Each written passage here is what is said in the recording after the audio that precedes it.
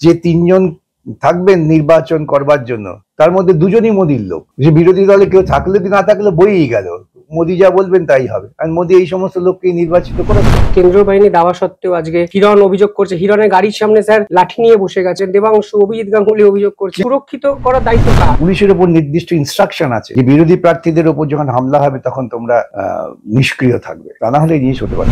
ভারতবর্ষের প্রধানমন্ত্রী বলেন যে আমি 80 কোটি মানুষকে বিনা পয়সায় খাবার দিই, এরকম একটা নির্লজ্জ কথা ভারতবর্ষের প্রধানমন্ত্রী বলতে পারেন?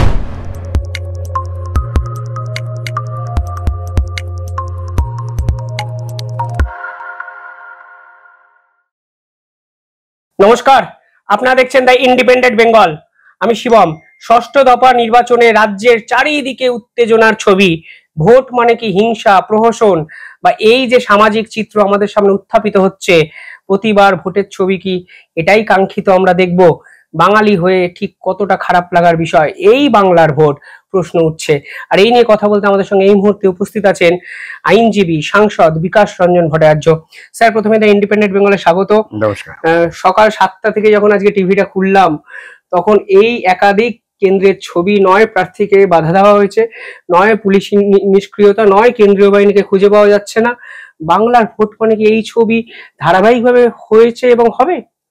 দেখুন, বাংলার ভোটে তো সমস্ত প্রতিক্রিয়াশীল শক্তি তারা ঐক্যবদ্ধভাবে বামপন্থীদের যাতে কোনো রকম সাফল্য না আসে, অঙ্কের হিসেবে সাফল্য বলছি আমি, সেটা তারা নিশ্চিত করার জন্য চেষ্টা করেন।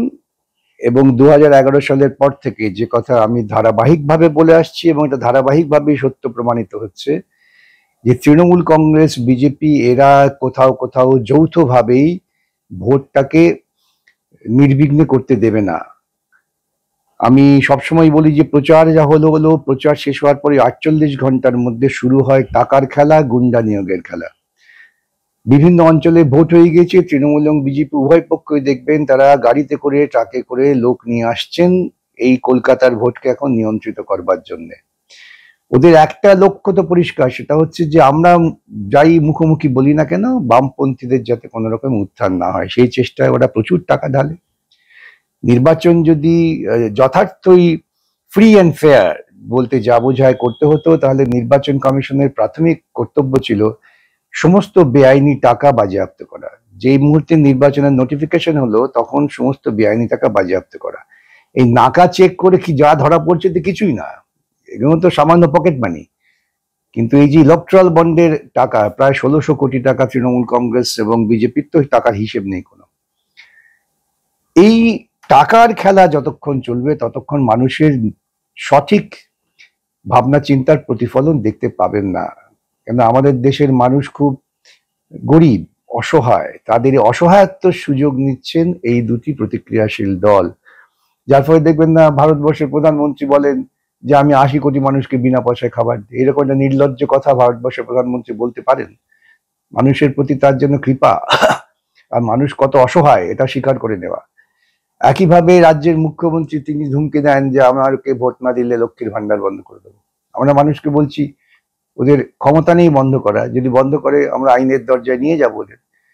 কিন্তু মানুষ তো অতটা সময় তারা অপেক্ষা করতে পারবেন না। আদালতে যাব, ঘোষণা হবে, এবং আমাদের আদালতেও যত তৎপরতার সঙ্গে কাজ করা দরকার ঠিক তত তৎপরতার সঙ্গে করতে পারছেন না। এই সামগ্রিক সুবিধেটা গুন্ডারা নেন এবং যে সুবিধে নেওয়ার চেষ্টা করছেন দুটি প্রতিক্রিয়াশীল দল।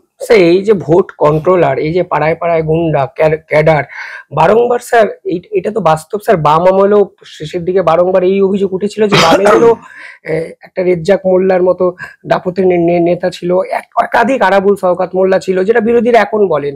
এদের স্যার কন্ট্রোল করার উপায়টা স্যার কি? এটাকে আইন প্রশাসন কন্ট্রোল করতে এদের পারে না? তাহলে বোঝা যাচ্ছে এই বাম আমলে ছিল এই প্রচারটাও কিন্তু প্রতিক্রিয়া একটা সুনির্দিষ্ট প্রচার। বাম আমলে যদি এই ঘটনা হতো তাহলে 2011 তৃণমূল ক্ষমতা আসতে পারতো না, তাহলে বুদ্ধদেব ভট্টাচার্যের মতো একজন নেতা তিনি নির্বাচনে পরাজিত হতেন না। আমি তো তখন ইলেকশন এজেন্ট ছিলাম। সুতরাং যত অপরাধ হচ্ছে সেই অপরাধটা নিন্দনীয়, সেই নিন্দনীয় অপরাধকে আড়াল করবার জন্য কথায় কথায় বাম আমলে হতো। এই তত্ত্ব খাড়া করছে দেখবেন প্রতিক্রিয়ার বুদ্ধিজীবীরা। কেন তারা নির্দিষ্টভাবেই তাদের লক্ষ্য হচ্ছে যে এই সমাজে অরাজকতা টিকিয়ে রাখো, অরাজকতা টিকিয়ে রাখলে সুবিধাভোগী শ্রেণীর সুবিধা হয়, আর বামেদের উত্থান যেন না হয়। কারণ বামেদের উত্থান মানে দর্শনগতভাবে একটা পাল্টা চ্যালেঞ্জ।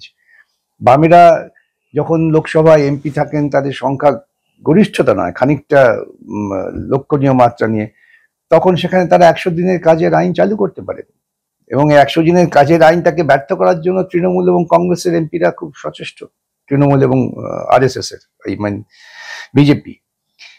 এই একটাই উদাহরণ। বাম আমলের ফলে সম্পত্তি জাতীয়করণ করা হয়, বাম আমলের এমপিরা বেশি থাকলে ওরা লড়াই করে। এখন ওরা এলে পরে সম্পত্তি বিজাতীয়করণ হয়, ব্যক্তি পুঁজির লাভ হয়। তাই এই ব্যক্তি পুঁজি তো কিছু লোককে রাখবেই, যে তোমরা এমন পরিস্থিতির পক্ষে সওয়াল করবে না যাতে এই শক্তিগুলো পাল্টা উঠে আসে। সেই জন্য কথায় কথায় বাম আমল যারা বলেন, আমি তাদের প্রত্যক্ষ চ্যালেঞ্জ করি। আমি বলি না ত্রুটি বিচ্যুতি কোথাও হয়নি, একটা হচ্ছে ত্রুটি বিচ্যুতি, আরেকটা হচ্ছে নিয়ম। 2011 সালের পর থেকে এটা নিয়মে দাঁড়িয়ে গেছে। স্যার, আমি কেন্দ্রীয় বাহিনী এবং পুলিশের ভূমিকা ষষ্ঠ দফা নির্বাচনে আপনি কিভাবে দেখলেন, এবং অন্তত আজকের এই ছবিটা দেখে আপনার কি মনে হচ্ছে? দেখুন, আমি এর আগেও বলেছি, নির্বাচন শুরু হওয়ার আগেই বলেছি, যখন ওই কেন্দ্রীয় বাহিনীর কথা বলা হলো, আমরা তো পঞ্চায়েত নির্বাচনেও দেখেছি কেন্দ্রীয় বাহিনী কি করবে। এটা তো লোকসভা নির্বাচন, অনেক বেশি কেন্দ্রীয় বাহিনীর কোনো ভূমিকা নেই। কেন্দ্রীয় বাহিনী শুধু দাঁড়িয়ে থেকে এদিক ওদিক ঘুরে বেড়াবেন কেন? তারা তো এলাকা জানেন না। এলাকায় কারা গুন্ডামি করেন না করেন সেটা জানে হচ্ছে স্থানীয় পুলিশ, এবং স্থানীয় পুলিশ অধিকাংশ ক্ষেত্রে যারা বিরোধী তারা কথা বলার সাহস পান না। কেন? মমতা ক্ষমতায় এসে পুলিশ ইউনিয়নটাকে ভেঙে দেন। যদিও আমরা আদালতের নির্দেশ পেয়েছি, কিন্তু তাহলে একটা মানসিকভাবে তো ধাক্কা আসে। এবং দুর্নীতি যেহেতু রাজনৈতিক নেতারা করেন, পুলিশের মধ্যে একটা দুর্নীতির প্রবণতা আছে। এই দুর্নীতির যখন সম্মেলন হয়ে যায়, তখন তারাও চাইছেন বাবা এই চোর জোচ্চোর প্রশাসক থাকলে পরে তো আমাদের সুবিধে, আমাকে কঠোর প্রশাসক থাকলে পরে তো অসুবিধে না। বুদ্ধদেব ভট্টাচার্য যখন মুখ্যমন্ত্রী ছিলেন, তখন শ্মশানে সত্যজিৎ রায়ের শোকযাত্রায় একজন পরিচিত সমাজ বিরোধী কমিশনার পুলিশকে দাদা বলে ডেকেছিলেন, সঙ্গে সঙ্গে তাকে সরিয়ে দেওয়া হয়েছিল। ওইরকম একজন ডার্ক সাইড পুলিশ কমিশনার, যা আদারওয়াইজ তার সুনাম ছিল। কিন্তু যখনই দেখলেন এটা তো নীতিগত ব্যাপার, যে একজন ক্রিমিনাল যদি পুলিশ কমিশনারকে দাদা বলে রাখেন, তাহলে সেই পুলিশের উপর মানুষের ভক্তি শ্রদ্ধা থাকবে কি করে? এই দৃষ্টান্তগুলো কিন্তু কেউ হাজির হয় না, হাজির করানো হয় না প্রত্যক্ষভাবে। কিন্তু কথায় কথায় বাম আমল চালিয়ে দেওয়া, এটা এক ধরনের অপযুক্তি বলে আমি মনে করি। স্যার, এই যে কেন্দ্রীয় বাহিনী দাওয়া সত্ত্বেও আজকে হিরণ অভিযোগ করছে, হিরণের গাড়ির সামনে স্যার লাঠি নিয়ে বসে গেছে, মহিলারা অভিযোগ করছেন, দেবাংশু, অভিজিৎ গাঙ্গুলি অভিযোগ করছেন। কেন্দ্রীয় বাহিনী চাকরি আবার বলছে এসব হচ্ছে সম্পূর্ণ, এদের সুরক্ষিত করার দায়িত্ব কার? প্রার্থীদের অন্তত লোক দেখানো। এই প্রশাসন প্রথম থেকেই কেন প্রস্তুত থাকবে না? এ রাজ্যে প্রশাসন কেন প্রোঅ্যাক্টিভ নয়? প্রশাসনের কাছে তো আমরা তো ছেলেবেলায় দেখতাম থানায় লিস্ট থাকতো, যে কারা কারা রাউডি লিস্ট নাকি একটা বলা হতো। তার ভিত্তিতেই যখনই এই ধরনের বিষয় উপস্থিত হতো, তখনই তাদের গ্রেপ্তার করে রেখে দেওয়া হতো, যাতে শান্তি শৃঙ্খলা বজায় রাখে। এখন তো গ্রেপ্তার করবে কি? এখন পুলিশ গ্রেপ্তার করলে মুখ্যমন্ত্রী তাকে ছাড়িয়ে নিয়ে আসবেন। এই কৃষ্টি চালু হয়েছে তো, যার ফলে পুলিশের যে একটা ভূমিকা হওয়া উচিত, প্রোঅ্যাক্টিভ রোল, সেটা নেই। কমিউনিটি পুলিশিং, আমার মনে আছে বাম আমলে এই কমিউনিটি পুলিশিং নিয়ে মাঝে মাঝে এই আলোচনা হতো। আমাদের অনেককে ডাকতেন, সমাজের বিভিন্ন স্তরের মানুষকে ডাকতেন আলোচনা করার জন্য কমিউনিটি পুলিশিং। তার মধ্য দিয়ে একটা ধারণা তৈরি হয়েছিল যে কমিউনিটির সঙ্গে পুলিশের যদি যোগাযোগ রক্ষা করা হয়, তাহলে তারা খবর পাবেন। এখানে তো সেসব নেই। এখানে তো সব হচ্ছে দিদির বাড়ি থেকে যেমন ইনস্ট্রাকশন আসবে তেমন। স্যার, ও বিচারপতি, প্রাক্তন বিচারপতি অভিজিৎ গঙ্গোপাধ্যায়কে ধরে একাধিক জায়গায় বিক্ষোভ হলো। আপনি ঘরে বসে কি বলছেন মনে মনে ওয়েলকাম টু পলিটিক্স অভিজিৎ? না, মোটেই না। প্রত্যেককেই পলিটিক্সে আসাটাকে আমি স্বাগত জানাই, কিন্তু কোন পলিটিক্সে আমি যাব এটা সবচেয়ে বড় কথা। মানুষের বিচার বোধ ওইখানেই কাজ করবে। আজকে গোটা দেশ জুড়ে দেশের মানুষের মধ্যে বিচ্ছিন্নতাবাদ, দেশের মানুষের মধ্যে ধর্মীয় কুসংস্কার, এইসব তৈরি করছেন বিজেপি।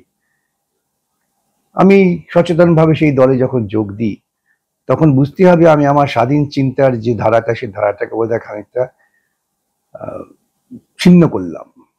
কিন্তু এই যে ওনাকে ধরে বিক্ষোভ হচ্ছে, একটা ভোটের প্রার্থী হয়ে ভোটে যাচ্ছে, তাহলে আমার এটাকে দেখে খারাপ লাগে কি? এটা আমার যে কোনো প্রার্থী, নিশ্চয়ই অভিজিৎ গঙ্গোপাধ্যায় একজন সম্মানীয় ব্যক্তি, কিন্তু আমি বিচারপতি থেকে প্রার্থী হয়ে এই বিক্ষোভের মুখে পড়া। প্রতিটি প্রার্থী সম্মানীয়, প্রতিটি প্রার্থী সম্মানীয়। বিচারপতির একটা অতিরিক্ত সামাজিক সম্মান আছে।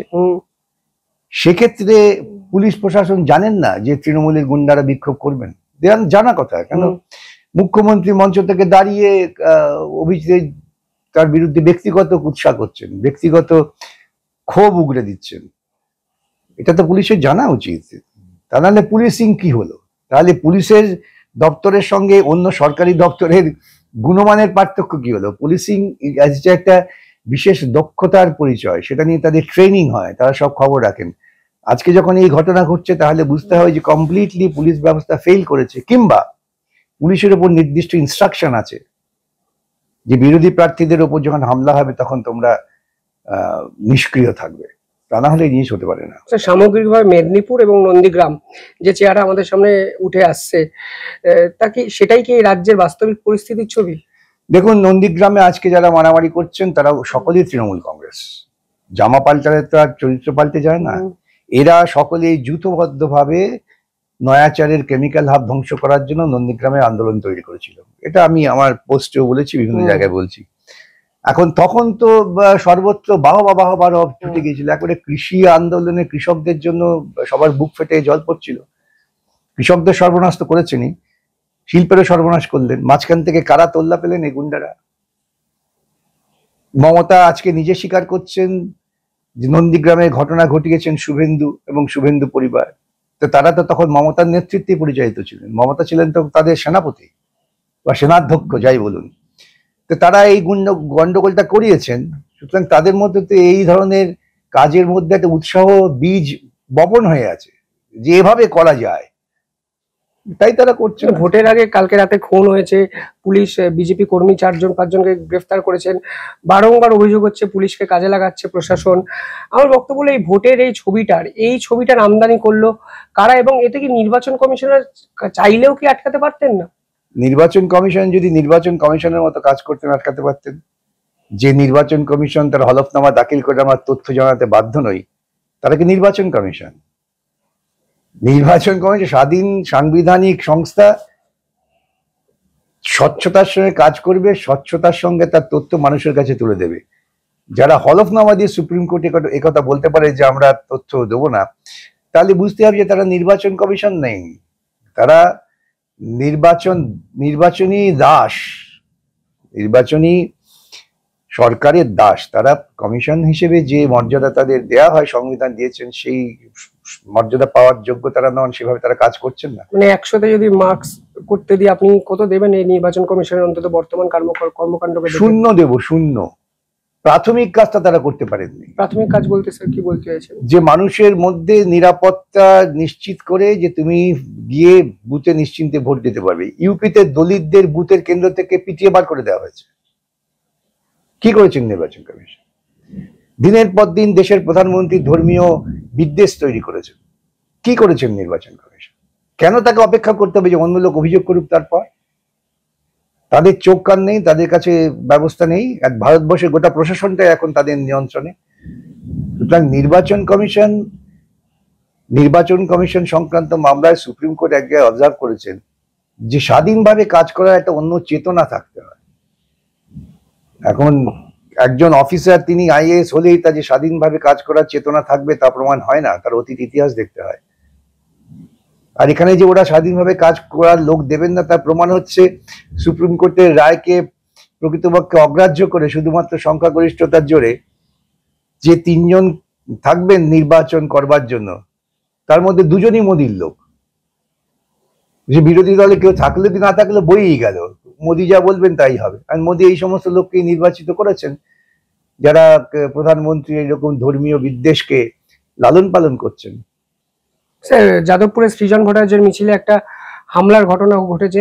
আমার বক্তব্য যে ভোটের দিন শুধু নয়, প্রার্থীর প্রচারও এই রাজ্যে নজিরবিহীনভাবে একাধিক জায়গায় আক্রমণের মুখে পড়লো। পোস্টার, ব্যালট ছিঁড়ে ফেলা, দেওয়াল কালো করে দেওয়া, এগুলো আটকানোর উপায় কি আদতে নির্বাচন কমিশনের আছে বলে মনে হয়? দেখুন, এই নির্বাচন কমিশন আটকানোর উপায় হচ্ছে যেটা আমাদের ওই জনপ্রতিরোধ। আমরা সেটা মানুষ প্রতিরোধ ক্ষিপ্ত হয়ে আছেন, আমরা ঠেকিয়ে রাখছি। এই যে যেখানে সৃজনের উপর আক্রমণ, এই শহীদ স্মৃতি কলোনি, ওটা তো আমি গতকাল আমার উপর আক্রমণ হয়েছিল। ওখানে সাধারণ মানুষরা তারা দৌড়ে দৌড়ে ফিস করে আমাকে বলছেন, স্যার আমরা এটা পছন্দ করি না, আমরা আপনাকে জানি না, আপনাকে এভাবে বলছে, আপনাকে ভালোবাসি, আপনি ভালো লোক। কিন্তু ওই গুটি কয়েক সংগঠিত তৃণমূলী বাহিনী যারা লালিত পালিত হন টাকা, ওই জন্য ক্লাবগুলোকে টাকা দেওয়া হয়, ওই জন্যই দুর্গাপূজায় সরকারি টাকা দেওয়া হয়, এই সমস্ত গুলোতে একই সূত্রে গাঁথা। ওরা তৈরি করে রাখেন এই যে এরা হামলা করলে পরে আশেপাশের লোক ভয় পেয়ে যাবে, বা আমি আবার ভোট দিতে যাবো, আমার উপর হামলা হবে। এই সংস্কৃতিটাকে লালন পালন করছে তৃণমূল এবং বিজেপিও। স্যার বাঙালি হিসাবে বাংলার এই ভোটের ছবি আপনাকে কতটা ব্যথিত করে, লজ্জিত করছে? আমাকে লজ্জিত করছে মানে গোটা বাংলার যে সম্মাননা ছিল ভারতবর্ষের বুকে, আজকে সেটা ধুলায় ভুলুণ্ঠিত হয়ে গেছে। এমনকি বিদেশি বিভিন্ন চ্যানেল, আমি নাম করবো না, হয়তো তাদের উপর হামলা হয়ে যায়, তারা আমাকে অনেক ইন্টারভিউ নিয়ে গিয়েছেন, এই একই প্রশ্ন। এই বাংলার এই পরিণতি, যে বাংলা গোটা ভারতবর্ষকে একসময় নৈতিক দিক থেকে জাগিয়েছিল, নৈতিক দিক থেকে জাগিয়েছিল, সেখানে এত নৈতিকতার অধঃপতন। এই অধঃপতনের জন্য অবশ্যই আমাদের নিষ্ক্রিয়তা দায়ী। আমাদের বলতে আমি সাধারণ মানুষের কথা বলছি, তাদের নিষ্ক্রিয়তা দায়ী। এখন ভোটের অধিকারটা যে কত গুরুত্বপূর্ণ, এটা যতক্ষণ না উপলব্ধি করছে মানুষ, ততক্ষণ প্রজাতন্ত্র সার্থক হবে না। প্রজাতন্ত্র সার্থক হবে না, সত্যি। কিন্তু আমরা কি জাগছি, মানুষ কি জাগছে? We get the government what we deserve, সেটাই হয়তো এই বাংলার প্রতিচ্ছবি। এই ভোট সত্যি কখনোই কাম্য নয়। ভোট উৎসবে পরিণত হলো, দেখতে খারাপ লাগছে, বাট বাস্তবটাকে মেনে নেওয়াই হয়তো কাম্য। অসংখ্য ধন্যবাদ স্যার, ধন্যবাদ আপনাদেরও।